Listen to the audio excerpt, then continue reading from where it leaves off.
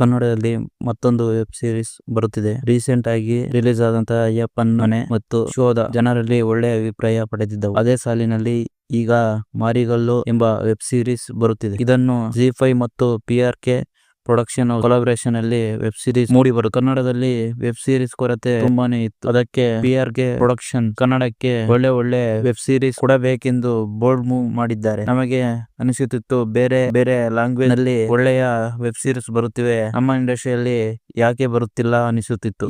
ಅದಕ್ಕೆಲ್ಲ ಪುಷ್ ನೀಡುವಂತೆ PRK production ಪಣ ತೊಟ್ಟಿದೆ. ಒಳ್ಳೆಯ ಟ್ಯಾಲೆಂಟ್ ಇರುವಂತಹ ಪ್ರತಿಭೆಗಳಿಗೆ ಅವಕಾಶವನ್ನು ಕಲ್ಪಿಸುತ್ತಿದೆ. ಇದೇ ರೀತಿ ಇನ್ನೂ ಹೆಚ್ಚು ವೆಬ್ ಸೀರೀಸ್ ಬರಲಿ ಎಂದು ಹಾರೈಸುತ್ತೇನೆ. ಈಗ Maarigallu web series trailer release ಆಗಿದೆ. ಟ್ರೈಲರ್ ನೋಡಿ ನನಗೆ ಏನು ಅನಿಸ್ತು ಅಂತ ನೋಡೋಣ ಬನ್ನಿ. ಮಾರಿಗಲ್ಲು ಇದನ್ನು ಡೈರೆಕ್ಷನ್ ಮಾಡುತ್ತಿರುವವರು ದೇವರಾಜ್ ಪೂಜಾರಿ, ಲೀಡ್ ರೋಲ್ ಅಲ್ಲಿ ಪ್ರವೀಣ್ ರಾಜ್, ರಂಗಣ್ಣ ರಘು ಮತ್ತು ಗೋಪಾಲಕೃಷ್ಣ ದೇಶಪಾಂಡೆ ನಟಿಸುತ್ತಿದ್ದಾರೆ. ಈ ಕಥೆ ನಡೆಯುವುದು ಮಾರಿಗುಡ್ಡದಲ್ಲಿ. ಇದು ಕದಂಬರ ಕೋಟೆ ಇತ್ತು. ಕೋಟೆ ಯಾಕಾಗಿತ್ತು? ಮಾರಿಗುಡ್ಡದಲ್ಲಿ ಮಾರಿಗಲ್ಲು ಕದಂಬರು ಯಾಕೆ ಸ್ಥಾಪನೆ ಮಾಡಿದ್ದರು? ಮಾರಿಗಲ್ಲು ಹತ್ತಿರ ನಿಧಿ ಇಟ್ಟಿದ್ದರೆ ಎಷ್ಟು ನಿಧಿ ಇಟ್ಟಿರಬಹುದು? ಕದಂಬರು ಆಗಿನ ಕಾಲದ ನಿಧಿಯ ಬಗ್ಗೆ ನಡೆಯುವ ಕಥೆ ಇರಬಹುದು ಅನಿಸ್ತಾ ಇದೆ. ಟ್ರೈಲರ್ ನೋಡುತ್ತಾ ಇದ್ದರೆ ವಿಜುವಲ್ಸ್ ಮತ್ತು ವಿಡಿಯೋ ಕ್ವಾಲಿಟಿ ರಿಚ್ ನಲ್ಲಿ ಮೂಡಿ ಬಂದಿದೆ. ಈ ಊರಿನಲ್ಲಿ ನಡೆಯುತ್ತಿರುವ ಕಲ್ಚರ್ ಬಗ್ಗೆ ಮತ್ತೆ ಊರಿನಲ್ಲಿ ನಡೆಯುವಂತಹ ಲವ್ ಸ್ಟೋರಿ ಬಗ್ಗೆ ಈ ವೆಬ್ ಸೀರೀಸ್ ಅಲ್ಲಿ ಕಥೆ ಕಟ್ಟಿ ಕೊಟ್ಟಿರಬಹುದು. ಆರ್ಕಿಯಾಲಜಿಸ್ಟ್ ಮಾರಿಗುಡ್ಡದಲ್ಲಿ ಏನು ಸಂಶೋಧನೆ ಮಾಡುತ್ತಿದ್ದರು? ಆ